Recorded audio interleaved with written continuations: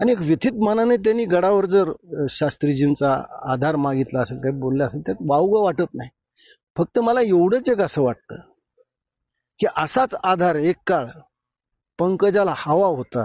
नुकतंच कर्तबगार वडिलाचं निधन झालं होतं, राजकारणात खूप तिला स्पर्धा होती. त्यावेळेस तिने गडाकडे मोठ्या आधाराने पाहिलं.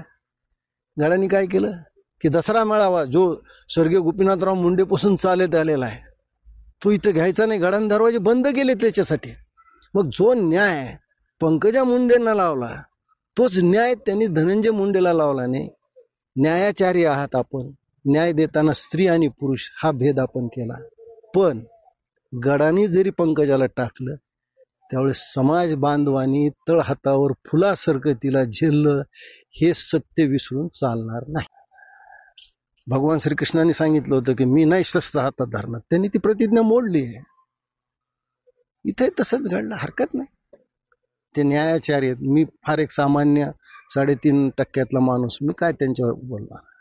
मी एवढंच म्हणेन की न्याय देताना स्त्री पुरुष समान हे त्यांनी ठेवलं असतं तर कदाचित माझ्या बादशीला त्यावेळेस न्याय मिळाला असता.